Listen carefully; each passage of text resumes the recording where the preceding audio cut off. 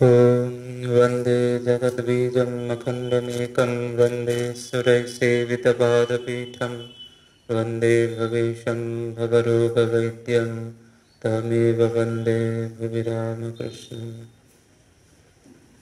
ॐ संगाय सावरणाय सशक्तिकाय सपार्षदाय सर्वदेवदेवी स्वरूपाय श्रीरामकृष्णाय नमः। ঠাকুর মা স্বামীজির চরণে প্রণাম জানাচ্ছি, প্রণাম নিবেদন করছি রামকৃষ্ণ মঠ চণ্ডীপুরের পূজনীয় অধ্যক্ষ মহারাজ শ্রীমৎ স্বামী বিনিশ্চয়ানন্দজি মহারাজের চরণে শ্রদ্ধা ও নমস্কার জানাচ্ছি শ্রদ্ধেয় শ্রীমৎ স্বামী সর্বপ্রদানন্দজি মহারাজকে এবং অন্যান্য সকল সন্ন্যাসী ব্রহ্মচারী মহারাজদের আমার শ্রদ্ধা এবং নমস্কার জানাচ্ছি এবং এখানে উপস্থিত সকল ভক্তবৃন্দের উদ্দেশ্যে আমার শ্রদ্ধা এবং নমস্কার নিবেদন করছি।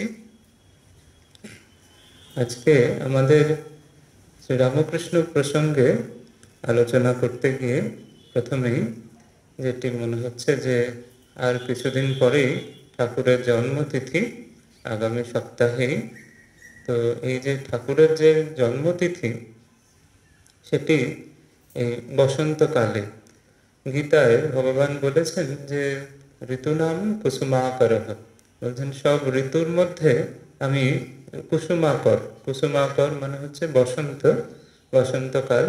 সব ঋতুর মধ্যে ভগবান তার বিভূতি যোগে দশম অধ্যায়ে বলছেন যে তিনি কুসুমাকর, অর্থাৎ বসন্তকাল, যেই সময়ে অনেক ফুল ফোটে এবং নতুন প্রাণের সঞ্চার হয়, সেই সময় তার সব ঋতুর মধ্যে ভগবানের বিশেষ শক্তির প্রকাশ।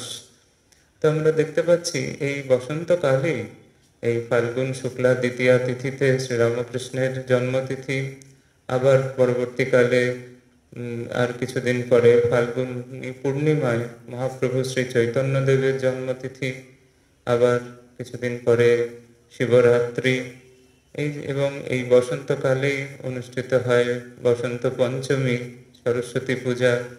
তো এই সময় দিয়েও একটি বিশেষ আধ্যাত্মিক তরঙ্গের খেলা চতুর্দিকে আমরা বুঝতে পারি।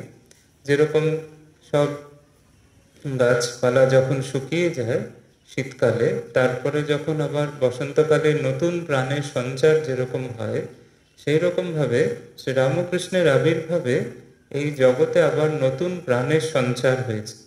শুধুমাত্র বাইরের জগতে নয়, আমাদের প্রত্যেকের নিজের নিজের জীবনে, আমাদের প্রত্যেকের জীবনে যখন শ্রীরামকৃষ্ণের আবির্ভাব হয়েছে, তখন থেকে আমাদের ভিতরে একটা নতুন প্রাণের সঞ্চার হয়েছে। সেই জন্য স্বামী প্রেমেশানন্দজি মহারাজ খুব সুন্দর বিভিন্ন গানে এই কথাটি তুলে ধরেছেন। তুমি এলে ফাল্গুনে পুল্ল কানন মলয়া নীল কম্পনে ইত্যাদি গানে। আবার কোথাও বলছেন যে যখন শুকনো তরু মুঞ্জরে, অর্থাৎ যেসব তরুগুলো শুকিয়ে গেছিল শীতকালে, সেখানে আবার নতুন করে প্রাণের সঞ্চার হয়েছে, সেটি প্রেমেশানন্দজি মহারাজ বলছেন ঠাকুরের আবির্ভাবে। তো ঠাকুরের আবির্ভাবে যেই সব জিনিসগুলো প্রায় মৃতপ্রায় হয়ে গিয়েছিল, অর্থাৎ আধ্যাত্মিকতা, ধর্ম, বিভিন্ন সত্যের চর্চা, ব্রহ্মবিদ্যার চর্চা, সেগুলো আবার ঠাকুরের আবির্ভাবে নতুনভাবে প্রাণ সঞ্চারিত হয়েছে। এখানে আমরা যেহেতু সবাই ঠাকুরের ভক্ত, শ্রীরামকৃষ্ণ ভক্তবৃন্দ আমরা সকলে, সেজন্য আমাদের ঠাকুর বলেছেন যে ঈশ্বর লাভই মনুষ্য জীবনের একমাত্র উদ্দেশ্য। এখন ঈশ্বর লাভ করতে গেলে আমাদের কাছে কি কি অবলম্বন রয়েছে, সেই যাকে ধরা যায় না, যিনি সব বেদান্তের পার, যাকে কোনো কিছু বলে সার শেষ করা যায় না, তাকে আমরা ধরবো কি করে, তাকে আমরা পাবো কি করে? তো আমাদের কয়েকটি অবলম্বনের কথা আজ আমরা এখানে আলোচনা করার চেষ্টা করব, যে ভগবানকে আমরা পাবো কি করে। আমাদের কাছে ভগবানের যে পূর্ণ প্রকাশ শ্রীরামকৃষ্ণ, তিনি আমাদের কাছে সর্বস্ব, তিনি আমাদের ভগবান, তিনি আমাদের কাছে সবকিছু। তো ঠাকুরকে পেতে গেলে আমাদের কয়েকটি অবলম্বন তিনি কৃপা করে দিয়ে রেখেছেন। সেই অবলম্বনগুলির বিষয়ে আজকে আমরা একটুখানি অনুধ্যান করার চেষ্টা করি। যেরকম প্রথমেই আমরা আসি ঠাকুরের নাম, শ্রীরামকৃষ্ণ নাম।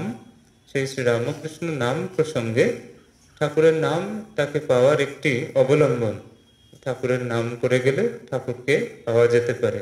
তো সেইখানে সেই প্রসঙ্গে স্বামী বিবেকানন্দ খুব সুন্দরভাবে বলছেন, যেটি আমাদের প্রত্যেক দিন যে আরাত্রিক স্তব যে গাওয়া হয় খণ্ডানুভব বন্ধনের পরে, সেটিও স্বামীজির লেখা শ্রীরামকৃষ্ণ স্তোত্রম ওম হ্রিং ঋতম গোমাচল গুণজিৎ গুণেড্য।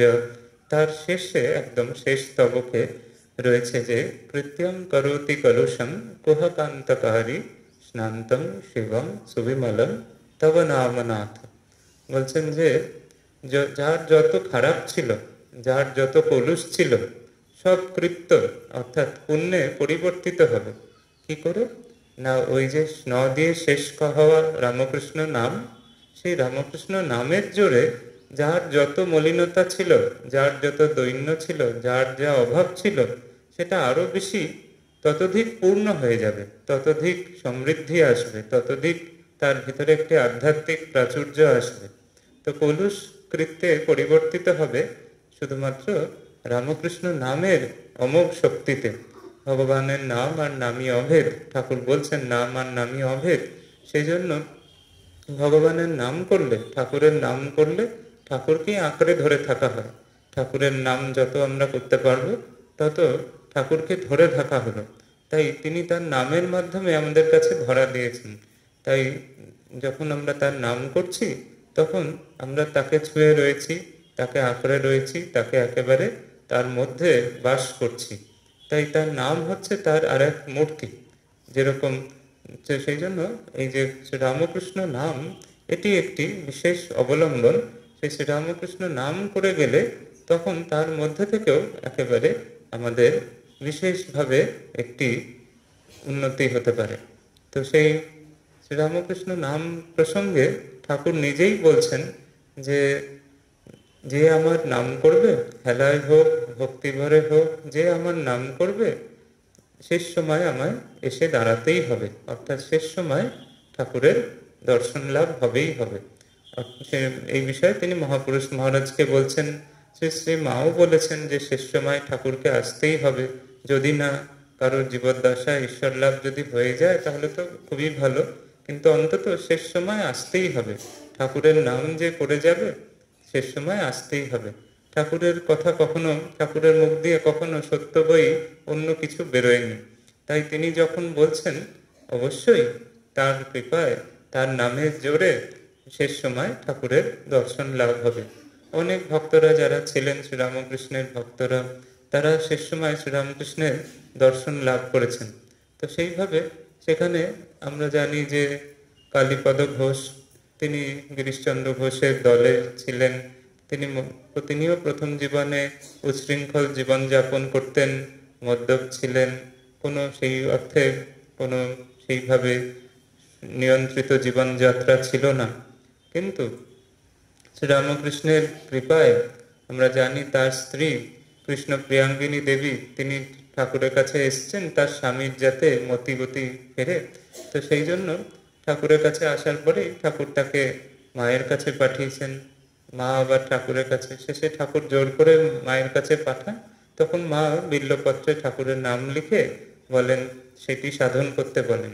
তার বেশ বহু বছর পরে যখন কালীপদ ঘোষ প্রথম ঠাকুরের কাছে আসছেন, তখন ঠাকুর দেখেই বলছেন যে এ 12 বছর নিজের পরিবারকে অনেক জ্বালিয়ে, অনেক সাধন করিয়ে তবে এখানে এসেছে আর কি। তো সেই জন্য সেই প্রবল যে ঠাকুরের নামের যে মহিমা, সেটি কালীপদ ঘোষের জীবনে আমরা পাই। যে কিভাবে তার স্ত্রী কৃষ্ণ প্রিয়াঙ্গিনী দেবী, তিনি ঠাকুরের নাম করার ফলে সেখান থেকে পরে তার জীবনের মোড় ফিরে যায় এবং তিনি একেবারে কালীপদ ঘোষ ঠাকুরের পরম ভক্ত হয়ে যান। এবং আপনারা হয়তো অনেকেই জানেন যে কালীপদ ঘোষ একবার সেই নৌকা করে গঙ্গায় ঠাকুরের সাথে আসছেন, তখন মাঝ গঙ্গায় গিয়ে বলছেন যে কথা দাও যে শেষ সময় তুমি আসবে, তোমার এক হাতে আলো থাকবে, তুমি আর এক হাতে আমায় ধরে নিয়ে যাবে। তখন ঠাকুর বলছেন সে কি এখন এই মাঝগঙ্গায় এসে সেটা যেন একটা চুক্তি হচ্ছে যে যদি তিনি ঠাকুর কথা না দেন তাহলে নৌকা ঘাটে ফেরানো হবে না। তো এরকম বেশ অনেকক্ষণ করার পরে ঠাকুর কথা দিলেন যে হ্যাঁ শেষ সময় তিনি আসবেন, ঠাকুর আসবেন তার কাছে। এবং বাবুরাম মহারাজ কালীপদ ঘোষের যখন সে সময় এসেছেন এবং দেখছেন যে সত্যি সত্যি তিনি একটি হাত বাড়িয়ে দিয়েছেন, ঠাকুর এসেছেন, ঠাকুরের নাম করছেন, ঠাকুর এক হাতে তাকে ধরেছেন আর এক হাতে আলো, যেরকম বলেছিলেন সেরকম শেষ সময় সেরকম দর্শন হচ্ছে যে শেষ মুহূর্তে শ্রীরামকৃষ্ণের আবির্ভাব হয়েছে এবং কালীপদ ঘোষ ধীরে ধীরে দেহত্যাগ করছেন। তো এইভাবে ঠাকুরের নামের অমোঘ শক্তি। তো সেই জন্য একেবারে ঠাকুর যে বলেছেন হেলায় হোক ভক্তি ভরে হোক যে আমার নাম করবে শেষ সময় আমায় আসতেই হবে। তো সেই জন্য সেটি বহু পরীক্ষিত, অনেকের জীবনেই এরকম একেবারে দেখা যাচ্ছে যে শেষ সময় তারা ঠাকুরের দর্শন পাচ্ছেন, মায়ের দর্শন পাচ্ছেন।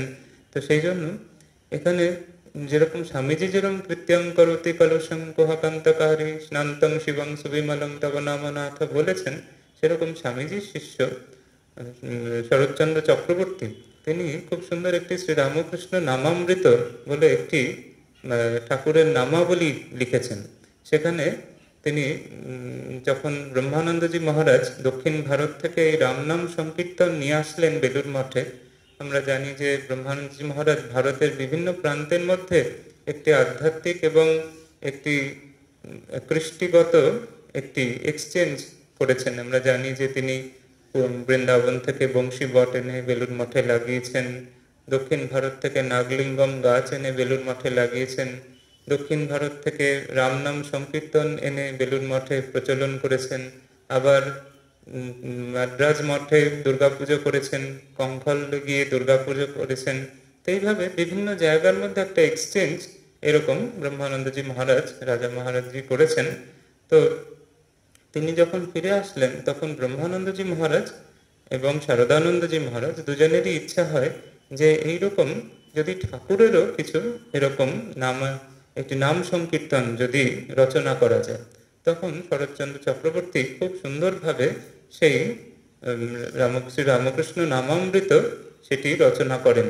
সেখানেও তিনি বলছেন যে আমার আর কোনো অবলম্বন নেই, একমাত্র রামকৃষ্ণ নাম, এই রামকৃষ্ণ নাম অবলম্বন ছাড়া আর কোনো অবলম্বন নেই, সেইটি বলে একদম শেষে বলছেন যে আর কি সাধন ভজন করব, সেই রামকৃষ্ণ নাম অবলম্বন করলেই একেবারে সব রকম সর্বসিদ্ধি লাভ হবে। তো এই ঠাকুরের নাম আমাদের কাছে আমাদের প্রথম অবলম্বন, যেটিকে ধরে আমরা ভগবানকে পেতে পারি। আমাদের স্বামী যতীশ্বরানন্দজি মহারাজ, যিনি আমাদের সহসংঘাধ্যক্ষ মহারাজ ছিলেন, তিনি রাজা মহারাজের শিষ্য ছিলেন, তিনি বলতেন যে ভগবানের নাম করার সময় একটি পূর্ণ বিশ্বাস নিয়ে নাম করতে হয়। কিরকম ভাবে, যেরকম চাষি যখন একটি বীজ বপন করছে ক্ষেতের মধ্যে যখন ধানের বীজ কি কোনো শস্যের বীজ বপন করছে, তার যেরকম পূর্ণ বিশ্বাস আছে যে হ্যাঁ এই বীজ থেকে অবশ্যই গাছ হবে, গাছ হলে সেখানে ফলন হবে, ঠিক সেরকম ভাবে ভগবানের নাম জপ করার সময়, ভগবানের নাম বীজ মনে মনে জপ করার সময় এই বিশ্বাস নিয়ে আমাদের জপ করতে হবে যে নিশ্চয়ই এই যে নাম করছি সেই নামে ফলে ইষ্ট দর্শন হবে এবং তিনি দেখা দেবেন।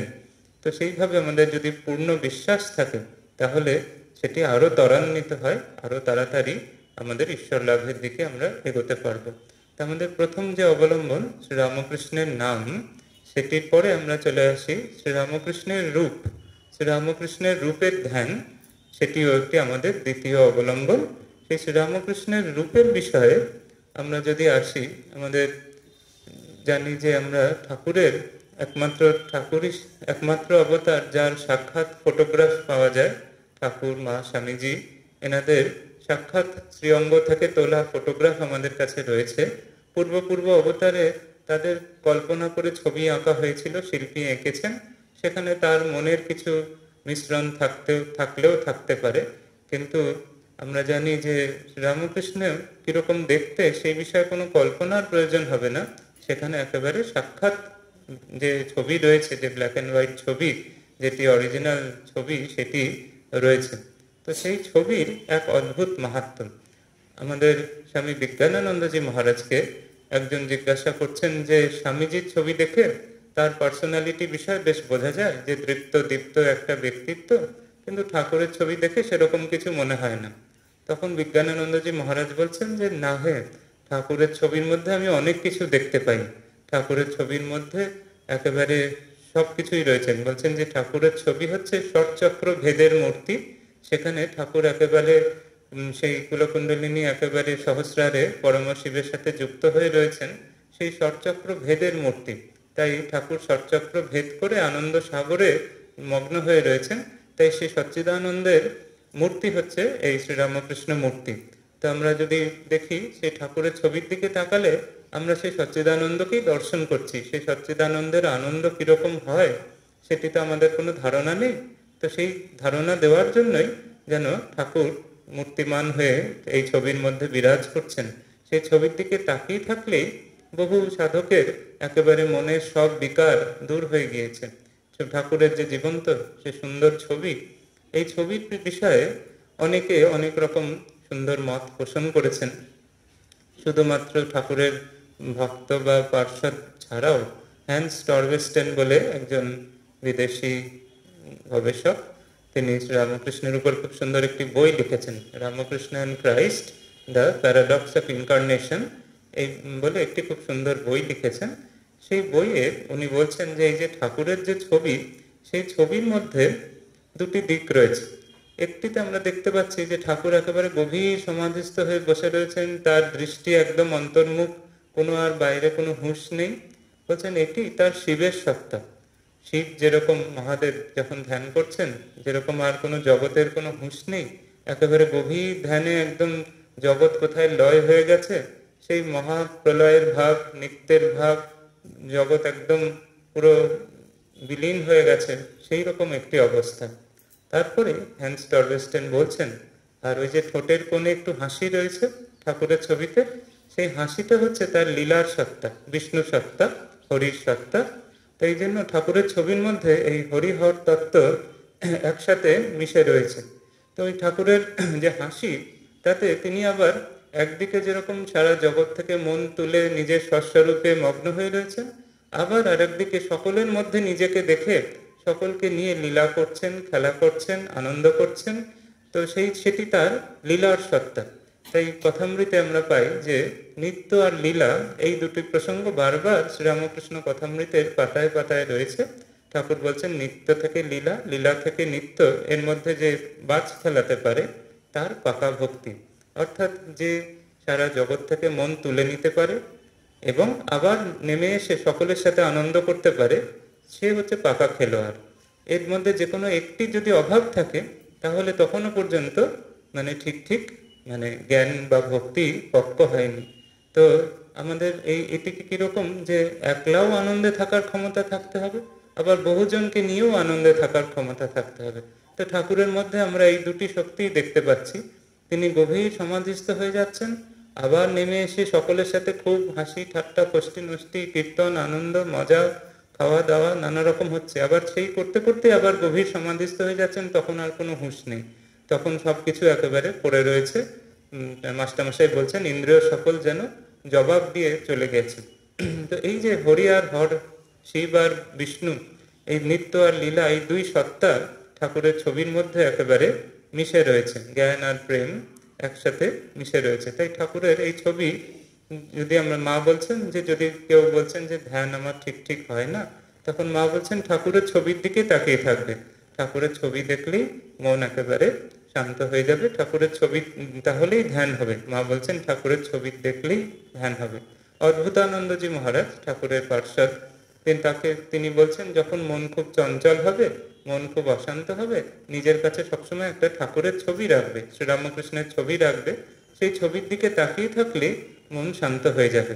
যেহেতু ঠাকুর বলছেন যে যার চিন্তা করে সে তার সত্তা পায়। ঠাকুর যেহেতু একদম পরম শান্ত তার অবস্থা, তাই ঠাকুরের সেই প্রশান্তির দিকে তাকিয়ে থাকলে আমাদেরও মন শান্ত হয়ে যাবে। তাই ঠাকুরকে চিন্তা করলে আমাদেরও শান্তি, আমাদেরও সেই আনন্দ, সেই প্রেম, সেই জ্ঞান, সেই বৈরাগ্য সবগুলো ধীরে ধীরে আসবে। স্বামী প্রেমেশানন্দজি মহারাজ তিনি এই ঠাকুরের রূপের ধ্যান প্রসঙ্গে বলছেন যে নানাভাবে ঠাকুরের রূপের ধ্যান হতে পারে। বলছেন যে একেবারে ছোট্ট বাচ্চা ছেলে গদাই কামারপুকুরে সেই সময়কার রূপ ধ্যান করা যেতে পারে। সেখানে একেবারে সেই বিরাট যে ধান ক্ষেত, সবুজ ধান ক্ষেত এবং ওপরে কালো মেঘ হয়েছে, সেই মেঘের মধ্যে দিয়ে বকের পাতি উড়ে যাচ্ছে। ছোট্ট ছেলে গদাই সে সেই ধান ক্ষেতের মধ্যে দিয়ে যাচ্ছে, যেতে যেতে সেই বিরাট সৌন্দর্য, বিরাট মা প্রকৃতির সেই বিরাট আনন্দ, বিরাট মুক্ত সেই স্বভাব সেখানে দেখে একেবারে সমাধি হয়ে যাচ্ছে। তো সেই দৃশ্যটা যদি আমরা সবাই কল্পনা করতে পারি, যদি আমাদের কল্পনা করতেই, আমাদের মন তো সবসময় নানা রকম কল্পনা করে চলেছে, নানা রকম চিন্তা দুশ্চিন্তা, নানা রকম দৃশ্য, নানা রকম সুখ দুঃখ ভয় আশঙ্কা, সবসময় আমাদের মন নানা দিকে ছুটছে। তো যদি এগুলোকে মোড় ফিরিয়ে দিতে হয়, পঞ্চ ইন্দ্রিয়ের যদি মোড় ফিরিয়ে দিতে হয়, তাহলে ভগবানের যে এই রূপের ধ্যান, লীলার ধ্যান যদি করা হয়, তাহলে সেখানে সবকিছু একদম মানে মোড় ফিরে যাবে। সেই সেই তার অসাধারণ সৌন্দর্য, তার অসাধারণ যে চারিত্রিক মাধুর্য, তার যে প্রশান্তি, সেটি আমাদের মধ্যে ধীরে ধীরে সংক্রমিত হতে থাকবে। তো এরকমভাবে প্রেমেশানন্দজি মহারাজ আরও বেশ কিছু দৃশ্য কথা বলছেন তার চিঠিপত্র প্রবন্ধের মধ্যে। তিনি বলছেন যে ছোট্ট ছেলে গদাই সে বন্ধুদের নিয়ে হালদার পুকুরে স্নান করছে, একেবারে সবাই মিলে জল ঝাঁপাই জুড়েছে, খুব সবাই মিলে আনন্দ করছে।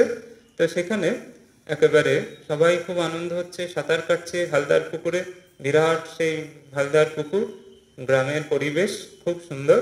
সেই দৃশ্য কথা মহারাজ বলছেন, প্রেমেশানন্দজি মহারাজ শ্রী শ্রী মায়ের শিষ্য এবং বিরাট জ্ঞানী মহাপুরুষ তিনি বলছেন। আবার বলছেন যে মানিক রাজার আমবাগান, এরম গরমকালের একেবারে বিকেল হয়েছে, খুব সুন্দর হাওয়া দিচ্ছে, গদাই তার বন্ধুদের নিয়ে সেখানে সব গান হচ্ছে, যাত্রা হচ্ছে, খুব মধুর কণ্ঠস্বর, একেবারে খুব সুন্দর খেলা হচ্ছে, খুব মানে সবাই গদাইকে ঘিরে রয়েছে এবং মাঝে মাঝে ছুটে ছুটে গিয়ে তাকে ছুঁতে চাইছে। তার সাথে তার সেই অসাধারণ রূপের বর্ণনা প্রেমেশ মহারাজ বলছেন যেন চাঁপা ফুলের মতো সুন্দর আঙুল তার সবকিছু, এবং একদম রক্তাভ চরণতল, সেরকম সেই একেবারে খুব সুন্দর মূর্তি।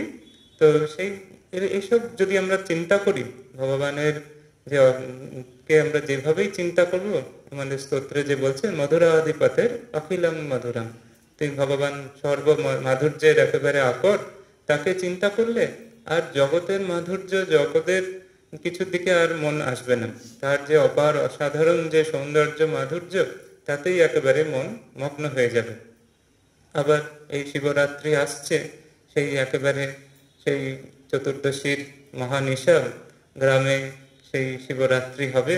ছোট্ট ছেলে গদাধর, তাকে সে শিব সেজেছে, সে শিব সেজে একেবারে শিবের ভাবে একাকার হয়ে গিয়েছে। তার সেই সেই ঢুলু ঢুলু নয়ন, মহাদেবের যেরকম ভস্য বিভূতি ভূষিতাঙ্গ, একেবারে সেই দেখে একেবারে গভীর সমাধিস্থ হয়ে, মানে তখন আর নিজেতে আপনাতে আপনি নেই, একেবারে শিবভাবে বিভোর হয়ে ঠাকুর দাঁড়িয়ে রয়েছেন। সেই কামারপুকুরের সেই যাত্রাপালার ঘটনা আপনারা সবাই জানেন। সেই তো প্রেমেশানন্দজি মহারাজ তার আরেকটি গানে বলছেন যে ঠাকুরের যে চোখ, বলছেন যে বঙ্কিমায়ত মনমথ শত নিমেষে নিহত বঙ্কিমায়ত নয়নে। ঠাকুরের যে এই বঙ্কিমায়ত নয়ন, এই যে একটু ঈষৎ বাঁকা যে চোখ দুটো, সেই চোখ দিয়ে তিনি যেদিকে তাকাবেন সেদিকে মনমথ শত নিমেষে নিহত, মানে সব মনমথ মানে মনের যত কামনা বাসনা সব একেবারে সঙ্গে সঙ্গে নিমেষে নিহত। মহাদেব যেরকম যেদিকে তাকান সেদিকেই সব একেবারে যত কাম আছে সব একদম ভস্মীভূত হয়ে যায়, যেরকম সেরকম স্বামীজি নিজেও বলছেন ভিক্ষানে মোহ যায়, ঠাকুরের দৃষ্টিপাত যেদিকেই হয় সেদিকেই একেবারে সবার সব জাগতিক কামনা বাসনা আসক্তি সব একেবারে নিমেষে পুড়ে ছাই হয়ে যায়।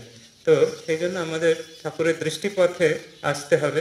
তাই ঠাকুরের সঙ্গে কিছুক্ষণ সময় কাটানোর জন্য এরকম তার বিভিন্ন যে লীলা, তার বিভিন্ন যে রূপ, সেটা আস্বাদন করতে করতে কখন তার দৃষ্টিপথে আমরা পড়ে যাব কিছু জানা নেই।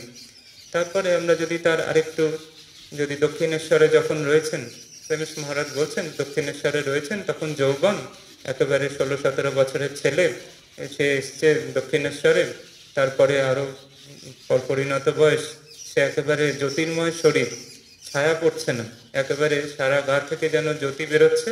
মা বলছেন যে ঠাকুরের গায়ে যখন স্নানের আগে তেল মাখিয়ে দিতেন, হাতে যে সোনার ইষ্টকবচ ছিল তার সাথে একেবারে মিশে যেত, সোনার মতো গায়ের রং ছিল, একেবারে দিব্য মূর্তি ঠাকুরের। সেই মূর্তি একেবারে বলছেন তো সেই জ্যোতিতে একদম ছায়া পড়ছে না, ঠাকুর নিজে ইচ্ছা করে সেই মানে রূপ একেবারে সংবরণ করছেন যে ঢুকে যা বাইরের রূপ চাই না, এরকম ভাবে। তিনি যেহেতু ত্যাগীর বাদশাহ, স্বামীজি বলছেন ত্যাগীর বাদশাহ, সেই জন্য একেবারে সব তিনি থুতুর মতো সব ফেলে দিচ্ছেন, একেবারে যত জাগতিক সুখ ভোগ সবকিছু দিয়ে। কিন্তু তা সত্ত্বেও তার কিরকম আকর্ষণীয় শক্তি ছিল সেই বিষয়ে অনেক প্রত্যক্ষদর্শীরা বলছেন যে ঠাকুরের কাছে যখন কেউ যেতেন তখন এক প্রবল আকর্ষণ হতো। অবশ্য তার কৃপা সাপেক্ষ সেটি, যে বেশিরভাগ মানুষ যারা শুদ্ধ স্বার্থ, যারা ভালো, যাদের আন্তরিক ঈশ্বরের দিকে মন হওয়ার সময় হয়েছে, তারা যখন যেত তখন এক অদ্ভুত যেন ঠাকুরের থেকে যেন একটা জ্যোতি বেরিয়ে চারিদিক ছেয়ে ফেলত এবং সকলকে আকৃষ্ট করতে থাকতো। বলছেন যে ঠাকুর যেখানে যেখানে যেতেন সেই বাড়িতে একটা যেন তখন ধীরে ধীরে তিনি যখন একদম নিজের স্বস্বরূপে অবস্থান করছেন তখন সে এক অন্য ব্যাপার। বলছেন প্রথমে যারা কলকাতার মানুষ তারা ঠাকুরের কাছে যখন যেত তখন কেউ কেউ ভাবতো যে একটা পাড়াগের লোক, ভালো করে কলকাতার ভাষাও বলতে পারে না। তারা অনেক সময় রামচন্দ্র দত্তের মন রাখার জন্য গেছি, রামচন্দ্র দত্তের গুরুকে দেখতে গেছি, এই ভেবে যেন একটুখানি ঠিক আছে একটু দেখে আসি কি ব্যাপার, এরকম ভাবে অনেকে ঠাকুরের কাছে যেতেন। কিন্তু যখন যেতেন তখন একেবারে প্রবল আকর্ষণ, ঠাকুরের থেকে যেন একটা তার আকর্ষণী শক্তি যেন চারিদিকে বিকিরণ হতে হতে সকলের শরীর মন ভেদ করে তাদের ভিতরে প্রবেশ করত। প্রত্যক্ষদর্শীরা বলছেন যে প্রথমে সেখানে একটা রিয়াকশন হতো, কারণ ভিতরটা তখনও প্রস্তুত নয়, কিন্তু ধীরে ধীরে সেই শক্তি এত প্রবল যে সেটিকে অস্বীকার করা যেত না এবং তাদের মন প্রাণ ঠাকুর একেবারে আকর্ষণ করে একেবারে যেন কোথায় বিলীন হয়ে যেত। তখন আর তাদের নিজেদের কিছু স্বরূপ মনে থাকতো না, নিজেদের কিছু থাকতো না, সব যেন একেবারে সেই বিরাট অখণ্ড সচ্চিদানন্দে যেন বিলীন হয়ে যেত এবং সেই আনন্দের রেশ এত থাকতো যে কেউ কেউ বলছেন যে 2.5 দিন অবধি সেই নেশা চলত। ঠাকুরের কাছ থেকে চলে আসার পরে তার সেই আকর্ষণী শক্তি এবং তার কাছে থাকার সময় যে আনন্দ সেটা বহুদিন অবধি থাকতো, সহজেই সেখান থেকে বেরিয়ে আসা যেত না। এবং বলছেন যে ঠাকুর যে ঘরে বসতেন সেখান থেকে শুধু সেই ঘরে যারা আছে তারা নয়, বলছেন জানলার বরাত ভেদ করে জানলার পাশে রাস্তা দিয়ে যারা যাচ্ছে সেখানেও এই আকর্ষণী শক্তির একটা বিস্তার হতো। বলছেন যে একজন খুব শশব্যস্ত হয়ে ডাক্তারের কাছে যাচ্ছেন, তখনকার দিনে বেশি ডাক্তারখানা ছিল না, বাগওয়ালা ডাক্তারখানা বলে একটি ডাক্তারখানা। একজন যুবকের টাইফয়েড রোগ হয়েছে, তখনকার দিনে যেহেতু টাইফয়েড রোগের বেশি ওষুধ নেই, তো তিনি খুব তাড়াতাড়ি ডাক্তারের প্রেসক্রিপশন নিয়ে ওষুধ নিতে যাচ্ছেন। তো যেতে যেতে তো সেই ডাক্তারখানা একটি স্টাফ করা বাঘ ছিল বলে সেই ডাক্তারখানার নাম ছিল বাগওয়ালা ডাক্তারখানা। তো সেখানে যাওয়ার সময় যেতে যেতে তখন উনি দেখছেন যে এক রামচন্দ্র দত্তের বাড়ি, সেখানে অনেক লোক বসে আছে। তো খুব কৌতূহল হলো যে কি ব্যাপার। তো বলছেন যে এখানে পরমহংস মহাশয় এসছেন, ঠাকুর এসছেন, শ্রীরামকৃষ্ণ এসছেন। তো ওরা খুব কৌতূহল হলো। তো যেতে যেতে ও ঘরে ঢুকেছে, ওই জানলার গড়াদের ওখানেই দাঁড়িয়েছে, জানলার বাইরে দাঁড়িয়েছে। জানলার বাইরে দাঁড়িয়ে সেখান থেকেই ঠাকুরকে দেখছেন।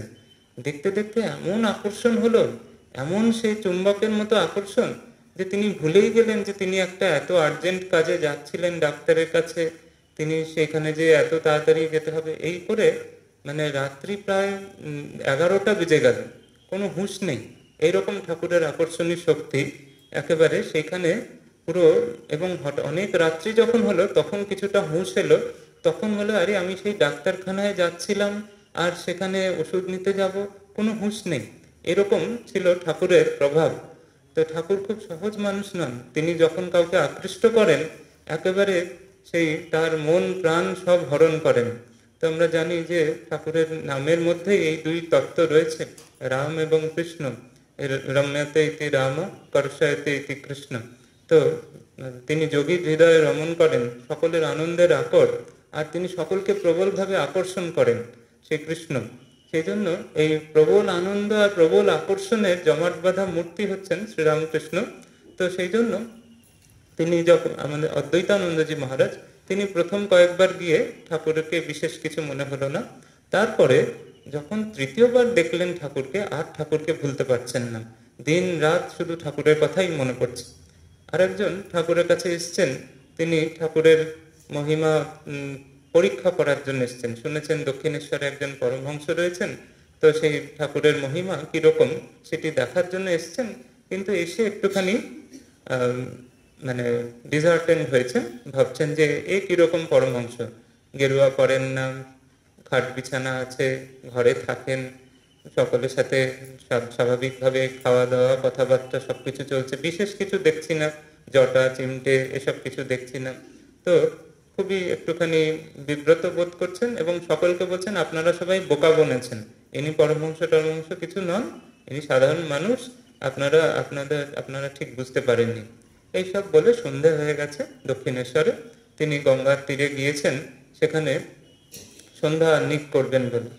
সন্ধ্যা আহ্নিক করার সময় তিনি যতবার নিজের ইষ্টমূর্তির ধ্যান করার চেষ্টা করছেন, যে বারবার দেখছেন উজ্জ্বল শ্রীরামকৃষ্ণ মূর্তি তার হৃদয়ের মধ্যে উদিত হচ্ছেন।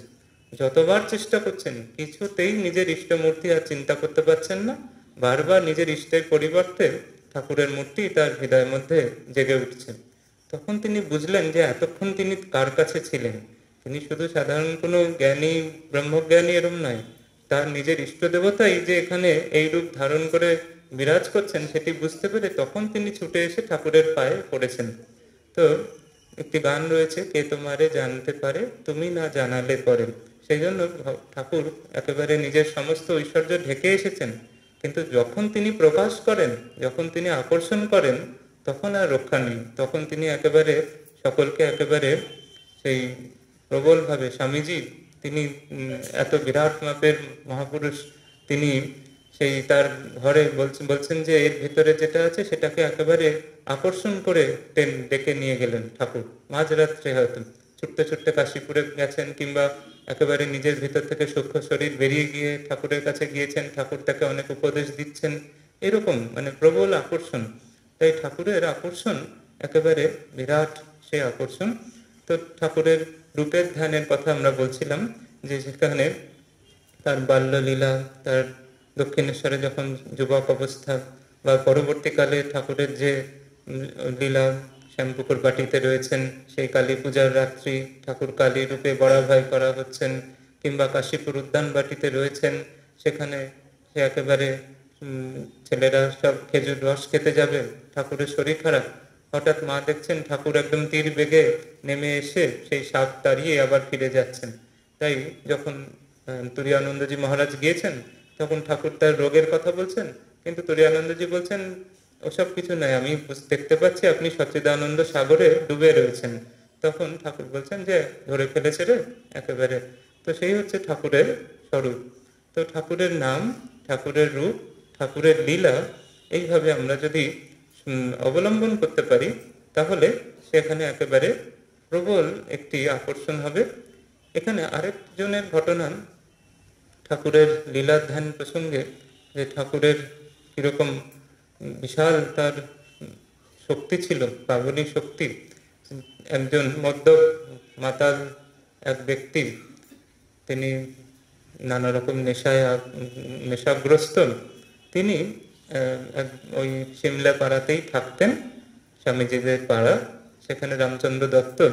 তিনি বলছেন যে একবার জিজ্ঞেস করছেন যে এ সবসময় শুধু মদের নেশা, বলছে বাকি ভালো খাবার দাবার কোথায় জোটে? তো বলছে ঠিক আছে আজকে আসিস, লুচি আলুর দম এসব খেতে দেবো নাকি। তো সেই লুচি, যেহেতু ঠাকুর আসবেন, বহু ভক্তদের সেদিন লুচি আলুর দম খাওয়ার ব্যবস্থা হয়েছে। তো সেই মাতাল সে লুচি আলুর দমের লোভে গিয়েছে এবং সেখানে ঠাকুর এসেছেন। তো সে গিয়ে আর কিছু না, সে তো ঠাকুরকে দেখতে যায়নি, সে খালি খালি খোঁজ নিচ্ছে কখন লুচি আলুর দম খাওয়ানো হবে, কখন লুচি আলুর দম খাওয়ানো হবে, এই খোঁজ করছে। এই করতে করতে ঠাকুরের ঘর যেখানে সেখানে এসেছে। কিন্তু ঠাকুরের কৃপা তো, তিনি তো একদম পতিত পাবন, সকলের প্রতি তার নিষ্কারণ ভকত শরণ ত্যাজি জাতি কুলমান। স্বামীজি লিখেছেন ভগবানের কৃপা, ঠাকুরের কৃপা একেবারে নিষ্কারণ, কোনো কারণ ছাড়াই সেই তিনি ভক্তকে আশ্রয় দেন। কেউ ভালো বলে তাকে আশ্রয় দেবেন, কেউ কোয়ালিফাইড বলে তাকে আশ্রয় দেবেন, তা না। তিনি কাকে আশ্রয় দেবেন, কাকে কৃপা করবেন, সেটি তার নিজের ইচ্ছা। মা বলছেন যে ঠাকুরের মানে ভগবানের বালকের ভাব, ঠাকুর নিজেও বলছেন কাকে কি দেবেন, কেউ চাইছে তাকে হয়তো দেবেন না, যে চাইছে না তাকে হয়তো কৃপা করে দিলেন। অবশ্য পূর্ব জন্মের সংস্কার এবং তপস্যা রয়েছে হয়তো। তো সেখানে একেবারে একজন সেই মাতাল, সেই যে ঠাকুরের কাছে আসলেন এবং সে একেবারে আবিষ্ট হয়ে গেলেন ঠাকুরের যে সে আকর্ষণী শক্তিতে, তার জীবন ধীরে ধীরে বদলে যেতে লাগলো। এবং সেদিন লুচি আলুর দম তার জুটেছিল বটে, কিন্তু তার সাথে সাথে শ্রীরামকৃষ্ণ তার জীবন একেবারে আলো করে বিরাজ করতে লাগলেন। ধীরে ধীরে সেই মাতাল একেবারে পরিবর্তিত হয়ে খুব ভালো হয়ে গেল এবং পরে সে পুনা ডিভিশনের ওখানে একটি চাকরিও করত। এবং তারপরে তিনি মাঝে মাঝে এসে বলতেন যে এরকম ঠাকুরের কৃপা এরকম যে আমি কি ছিলাম আর কি হলাম, একেবারে মদ্যপ মাতাল নেশাগ্রস্ত ছিলাম, ঠাকুরের কৃপায় একেবারে জীবন বদলে গেল। তো এরকম ঠাকুরের নাম, ঠাকুরের রূপ, ঠাকুরের লীলা, এইগুলো আমাদের কয়েকটি অবলম্বন। তারপরে ঠাকুরের গুণের ধ্যান, ঠাকুরের যে স্বরূপ, ঠাকুরের যে গুণ, সেগুলি যদি আমরা ধ্যান করি তাহলে সেটিও একটি বিরাট একটি অবলম্বন। এই এই যে আমাদের প্রত্যেক দিন যে সন্ধ্যাবেলায় খণ্ডনভব বন্ধন গান হচ্ছে, স্বামীজি যেন এই খণ্ডনভব বন্ধন গানের মধ্যেই ঠাকুরের গুণের ধ্যানের ব্যবস্থা করেছেন। তার মধ্যে একেবারে এই সমস্ত কিছু রয়েছে, বঞ্চন কাম কাঞ্চন নিষ্কারণ ভকত শরণ প্রভৃতি। ঠাকুরের কি গুণাবলী, ঠাকুরের কি স্বরূপ, ঠাকুরের কি স্বভাব, সেটি একেবারে খণ্ডানুভব বন্ধন গানের মধ্যেই রয়েছে। কেউ যদি খুব মন দিয়ে খণ্ডানুভব বন্ধন গানটি গাইতে পারে প্রত্যেক দিন, তাহলে সন্ধ্যেবেলায় তার ঠাকুরের গুণের ধ্যান হয়ে গেল। আবার ঠাকুরের যে তত্ত্বের ধ্যান, ঠাকুর স্বরূপত কি, ঠাকুর কি শুধুমাত্র একজন ব্যক্তি আমাদের মতো আর একজন মানুষ? না, তিনি শুধুমাত্র মানুষ নন, তিনি সেই সর্বব্যাপী ব্রহ্ম। তিনি কোনো জীব নয়, তিনি কোনো মানুষ নন, শুধুমাত্র তিনি একটি তত্ত্ব, সচ্চিদানন্দ স্বরূপ তত্ত্ব।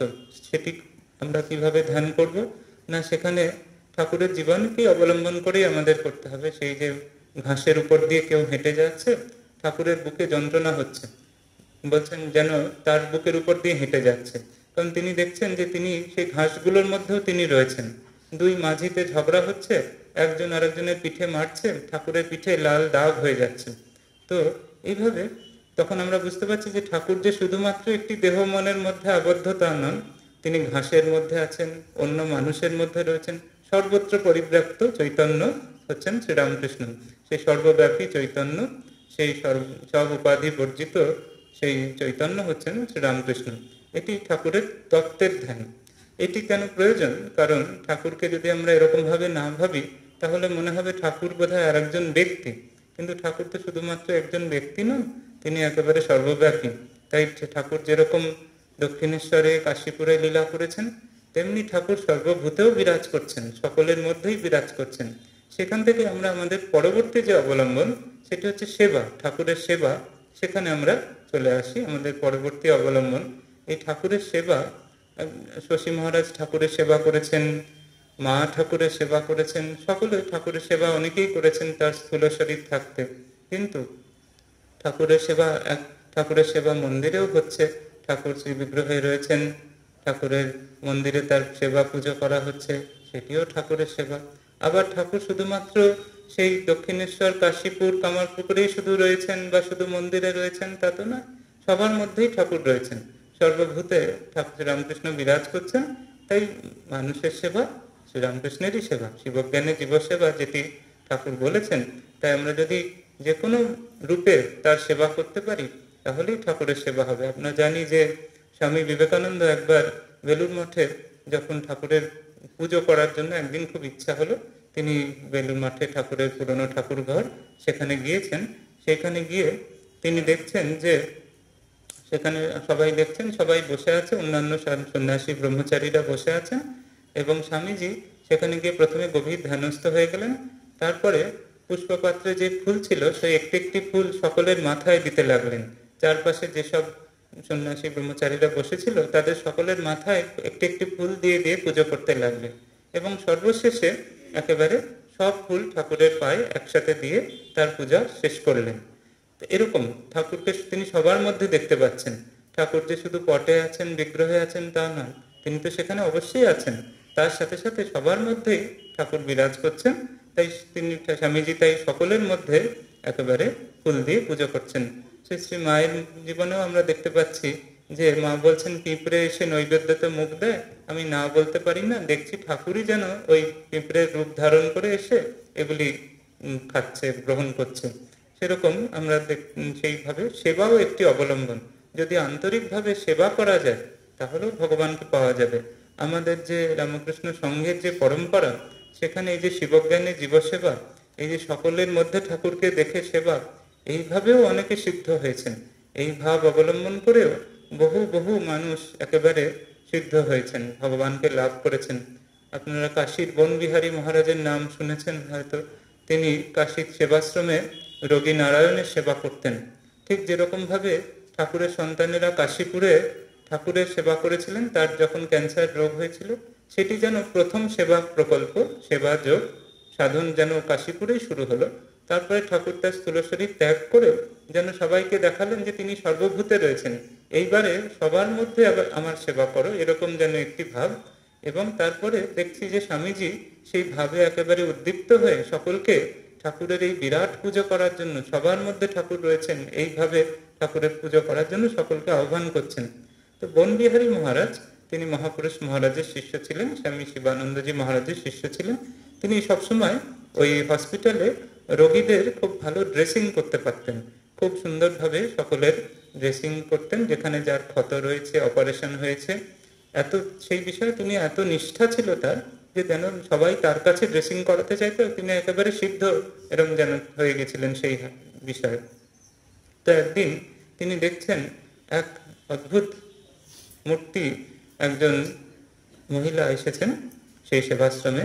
তিনি দেখে একদম অবাক, মানে সে সাধারণ মানুষের রূপ নয়, একেবারে দেবী মূর্তি।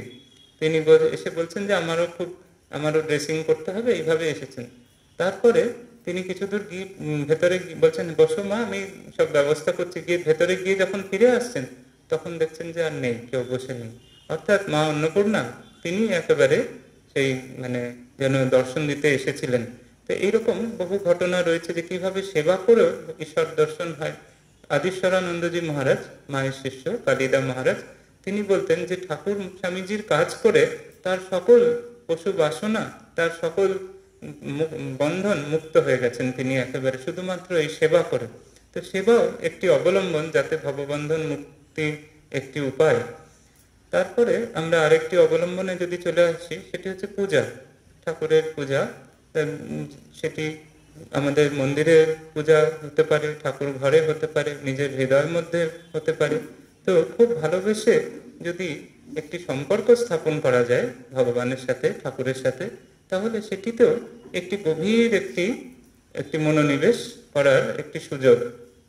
আমরা জানি আমাদের যে পরম্পরা, সেখানে শ্রী শ্রী মা, স্বামীজি, তারপরে শশী মহারাজ, তারপরে পরবর্তীকালে অনেক বরেণ্য সব মহারাজরা ঠাকুরের পুজো কিরম ভাবে করতে হয়, কি সুন্দরভাবে তাদের জীবনে তারা দেখিয়েছেন। স্বামী বিশুদ্ধানন্দজি মহারাজ, তিনি একবার শিলংয়ের ওখানে গিয়েছিলেন, সেখানে কমলা লেবুর মধু পাওয়া যায়। তো সেই মধু তিনি নিয়ে এসে ঠাকুরের জন্য নিয়ে এসছেন বেলুড় মঠে, এবং বলেছেন রাত্রিবেলায় ঠাকুরকে যখন লুচি ভোগ দেওয়া হবে তার সাথে যেন একটু কমলা লেবুর মধু দেওয়া হয়। এবং বলতে বলতে বলছেন, দেখো লুচিগুলোকে একটু ফুটো করে দিও, কারণ নাহলে লুচির গরম ভাবটা বেরিয়ে ঠাকুরের হাতে ফোসকা পড়ে যাবে। এরকম ভাবে একেবারে ঠাকুরকে আত্মবৎ সেবা, ঠাকুর যেন জীবন্ত গ্রহণ করছেন সেই ভাব তাদের, সেইভাবে তিনি বলছেন বিশুদ্ধানন্দজি মহারাজ। শশী মহারাজের পূজা তো বিখ্যাত। তিনি একেবারে লুচি ভেজে ভেজে গরম গরম ঠাকুরকে দিচ্ছেন, গরম দুধ খাওয়াবেন ঠাকুরকে, অনেক দূর থেকে গরম দুধ বয়ে নিয়ে এসে ঠাকুরকে দিচ্ছেন।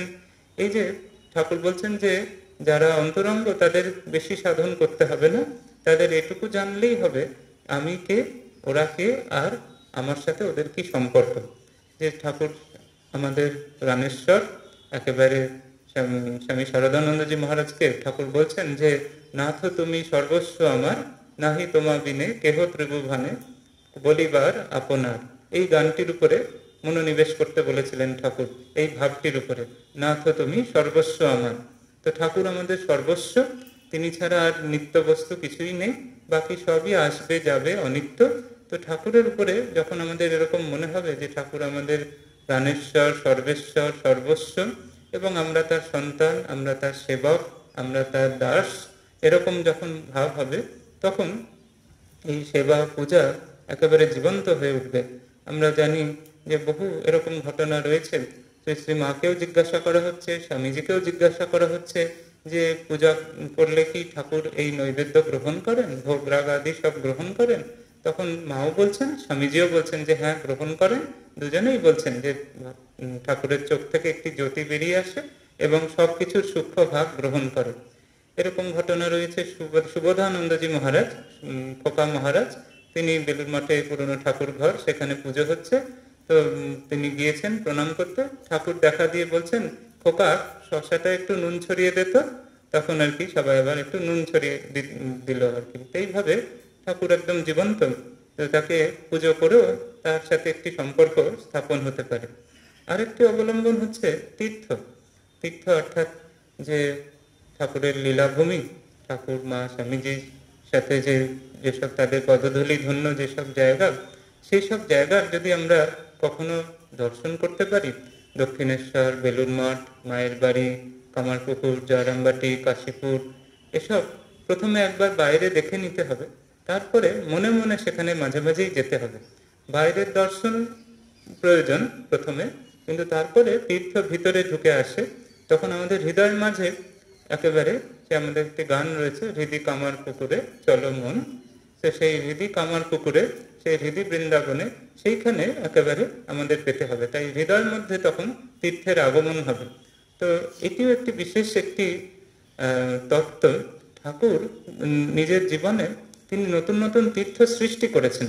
তিনি দক্ষিণেশ্বরে যখন আসলেন, সেখানে তখন সেটি খুব প্রসিদ্ধ মন্দির নয়, অনেক দিন অনেকে সাধন করেছেন এরকম নয়, বরং অনেক রকম বিবাদ, অনেক সংগ্রাম করে সেই মন্দির তৈরি হয়েছে। সামাজিক দৃষ্টিতে অনেকে তখন অনেক রকম উন্নাসিকতা দেখাচ্ছে, কিন্তু তখন ঠাকুর এসে সেই জায়গায় এমন এক জীবন যাপন করলেন যে সেই দক্ষিণেশ্বর আজকে একটি সারা বিশ্বের কাছে একটি মহাতীর্থ হয়ে উঠেছে। কামারপুকুর, জয়রামবাটি, মায়ের বাড়ি সব আজ মহাতীর্থ হয়ে উঠেছে। তাই তারা, ঠাকুর বলছেন যার হেথায় আছে তার সেথায় আছে, যার হেথায় নেই তার সেথায় নেই। অর্থাৎ যার এখানে বসে ঈশ্বর আমার মধ্যে রয়েছেন এরম বোধ আছে, সে যদি কাশী, বৃন্দাবন ইত্যাদি জায়গায় যায়, তাহলে তার সেখানে উদ্দীপনা হতে পারে। কিন্তু যদি কারোর এখানে ভগবান আছেন এরম বোধ না থাকে, তাহলে সে হাজার তীর্থে গেলেও, ঠাকুর বলছেন সাধুর কমণ্ডলু চার ধাম ঘুরে আসে, যেমন তেতো সেমন তেতোই থেকে যায় আর কি। অর্থাৎ কোনো জীবনে কোনো পরিবর্তন আসলো না, এরকম হয়। তো উদ্দীপনার জন্য কখনো যাওয়া অবশ্যই দরকার, কিন্তু আরো বেশি প্রয়োজন সেই তীর্থকে নিজের হৃদয়ের মধ্যে জাগ্রত করা। তাই জন্য ঠাকুর যেরকম নতুন নতুন তীর্থ সৃষ্টি করেছেন, তেমনি পরবর্তীকালে ঠাকুরের সন্ন্যাসী এবং গৃহী ভক্তরা, তারা যেখানে যেখানে থেকেছেন সেই সব জায়গাগুলো নতুন নতুন তীর্থ হয়ে উঠেছেন। তো সেইভাবে আমরাও যদি ঠিক ঠিক জীবন যাপন করতে পারি, ঈশ্বর কেন্দ্রিক জীবন যাপন করতে পারি, তাহলে আমাদের প্রত্যেক যেখানে রয়েছি সেই জায়গাগুলো নতুনভাবে নতুন একটি আধ্যাত্মিক তন্মাত্রা সৃষ্টি হবে, সেটি একটি নতুন তীর্থ হিসেবে তৈরি হয়ে উঠবে। সেটি আমাদের ঠাকুরের চরণাশ্রয়ে যারা রয়েছে, সেটি আমাদের একটি কর্তব্য, সেইভাবে আমাদের এগোতে হবে। পরবর্তী আরেকটি যে আমাদের অবলম্বন, সেটি হচ্ছে স্বাধ্যায় বা সদ্গ্রন্থ পাঠ। সেখানে আমাদের অনেক অমূল্য সব সুন্দর বই রয়েছে, কথামৃত, লীলা প্রসঙ্গ, মায়ের জীবনী, মায়ের কথা, স্বামীজির গ্রন্থাবলী, ঠাকুরের পার্শ্বদের বই, নিরন্তর যদি ভালো বই পড়া হয় তাহলে সেটি দিয়েও আমাদের ঈশ্বর লাভের দিকে এগোতে পারে। স্বামী ব্রহ্মানন্দজি মহারাজ তিনি বলছেন যে 12 বছর যদি কেউ টানা কথামৃত পড়তে পারে তাহলে তার ব্রহ্মজ্ঞান হয়ে যাবে। তো পরবর্তীকালের কোনো পূজনীয় মহারাজদের কেউ জিজ্ঞাসা করেছেন যদি কোনোদিন বাদ পড়ে যায় কোনো কারণে তাহলে কি হবে? বলছেন তাহলে পরের দিন থেকে আবার 12 বছর শুরু হবে, আবার পরের দিন থেকে আবার 12 বছর শুরু করতে হবে। তো সেই জন্য আপাত দৃষ্টিতে উপায়টি সহজ, রোজ কথামৃত পড়া হয়তো কঠিন কিছু নয় বলে মনে হতে পারে, কিন্তু খুব সহজও নয়। কোনো কারণে বাদ পড়ে গেলে তাহলে কিন্তু আবার নতুন করে 12 বছর আবার শুরু করতে হবে আর কি। তো সেইভাবে তো ব্রহ্মানন্দজি মহারাজ বলছেন যে যেরকম শাস্ত্র পড়লে শাস্ত্র কৃপা হয়, যেরকম মন্দিরে পুজো করলে দেবতার কৃপা হয়, গুরুর সেবা করলে গুরুর কৃপা হয়, সেরকম বহু রকম কৃপার মধ্যে শাস্ত্র যদি কেউ নিরন্তর পড়ে যেতে পারে, ভালো বই ঠাকুরমা স্বামীজির বই যদি নিরন্তর পড়ে যেতে পারে কেউ, তাহলে শাস্ত্র কৃপা হয়। তখন ঠাকুর বলছেন ভাগবত ভক্ত ভগবান তিন এক, অর্থাৎ সেই এক ভগবানই, ভাগবত একটি গ্রন্থ মাত্র নয়, সেটি ভগবানের আরেকটি অভিন্ন বিগ্রহ। তাই যদি কেউ সৎ গ্রন্থ পড়ে যেতে পারে তাহলে সেখান থেকে সেই গ্রন্থের যে মূল সেই ভগবান তাকে পাওয়া যেতে পারে। তো সেই জন্য সেটিও একটি বিশেষ অবলম্বন। তো আমরা এরপরে জাস্ট আর একটি কথা বলেই আমরা শেষ করব যে ভগবানের সঙ্গে ঠাকুরের সঙ্গে যে সম্পর্ক স্থাপন সেটিও খুব প্রয়োজন। ঠাকুরকে কেউ কেউ শান্তভাবে দেখেছেন, শান্ত, দাস্য, সখ্য, বাৎসল্য, মধুর, নানাভাবে তাকে আস্বাদন করেছেন তার ভক্তরা। শান্ত ভাব অর্থাৎ মুনি ঋষিরা যেরকম স্তব স্তুতি করছে, তার গুণগান করছেন, মাস্টারমশাইয়ের মধ্যে আমরা সেরকম দেখতে পাচ্ছি। মাস্টারমশাই সবসময় কথামৃতকার মাস্টারমশাই শ্রী মহেন্দ্রনাথ গুপ্ত, তার কাছে যেই যাচ্ছে তিনি সবসময় শ্রীরামকৃষ্ণের গুণকীর্তন করছেন, তিনি একেবারে সবসময় তার ভাবে বিভোর হয়ে বসে রয়েছেন, তার স্তব স্তুতি নানাভাবে করছেন। অন্যান্য অনেক ঠাকুরের পার্শ্বদের মধ্যেও সেরকম পাই আমরা। আবার দাস্য ভক্তি অর্থাৎ ঠাকুর প্রভু আমি তার দাস, যেরকম মহাবীরের রামচন্দ্রের উপরে ছিল, মহাবীর হনুমানজি যেরকম ভগবান শ্রী রামচন্দ্রের সেবা করছেন, সেরকম ভাবে স্বামীজি নিজে বলছেন দাস তব দোহাকার সশক্তিক নমি তব পদে। তিনি বলছেন আমি ঠাকুর আর মায়ের দাস, জনমে জনমে দয়ানিধি, তো জন্ম জন্ম আমি তোমার দাস, তোমাদের সেবা করার জন্য এসেছি। এরকম একটি ভাব অবলম্বন করা যেতে পারে। শশী মহারাজ, লাটু মহারাজ, এদের সব এরকম দাস্য ভক্তি ছিল, তাই সেখানে অন্য কোনো রকম ভাব প্রকাশ করলে তারা রেগে যেতেন মাঝে মাঝে। তারপরে শান্ত, দাস্য, তারপর সখ্য অর্থাৎ ঠাকুর আমার পরম প্রিয় বন্ধু এবং পরম সখা, এরকম ভাবও ছিল। স্বামীজি ঠাকুরের সাথে এরকম অনেক ঘটনা রয়েছে, তিনি ঠাকুরকে একদম পরম প্রিয় বন্ধু, পরম সখা, তার সাথে ইয়ার্কি ঠাট্টা মজা, নানা রকম মান অভিমান এসব চলছে ঠাকুরের সাথে, একেবারে সেরকম সখ্য ভাব। তারপর বাৎসল্য অর্থাৎ ঠাকুর যেন আমার সন্তান এবং তাকে সেইভাবে ভালোবাসা হচ্ছে। গোপালের মা উৎকৃষ্ট উদাহরণ। শ্রী শ্রী মা নিজেও বলছেন, শ্রী শ্রী মাকেও জিজ্ঞেস করা হচ্ছে তুমি ঠাকুরকে কিভাবে দেখো? মা বলছেন সন্তান ভাবে দেখি। তো এই যে সন্তান ভাবে দেখা, এই বাৎসল্য ভক্তির মধ্যে একটি হচ্ছে যে তার কাছে কিছু চাওয়া যায় না, তাকে শুধু দেওয়া যায়।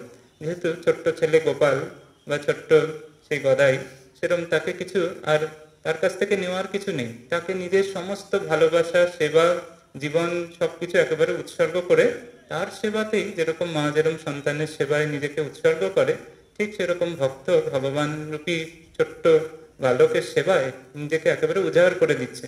তার কাছে আর চাওয়ার নেই, শুধু দেওয়ার আছে। শুধু দাও দাও আর ফিরে নাহি চাও, যে বা ফিরে চায় তার সিন্ধু বিন্দু হয়ে যায়, যে স্বামীজির যে কবিতা সেখানে রয়েছে। তারপরে কেউ কেউ ঠাকুরকে মা রূপেও দেখেছেন, পিতা রূপেও দেখেছেন। আমরা জানি রাখাল মহারাজ, তিনি তাকে ঠাকুর একেবারে মাতৃস্নেহে ভালোবাসতেন, একেবারে সন্তান স্নেহে। একবার ব্রহ্মানন্দজি মহারাজ আর শিবানন্দজি মহারাজ দুজনে ঠাকুরের কাছে বসে রয়েছেন দক্ষিণেশ্বর মন্দিরে। কিছুক্ষণ পরে আরতি শুরু হয়েছে, তো তারা ভাবছে আরতি দেখতে যাবে। কিছুক্ষণ পরে তারা কিন্তু ঠাকুরকে ছেড়ে উঠতেও পাচ্ছেন না।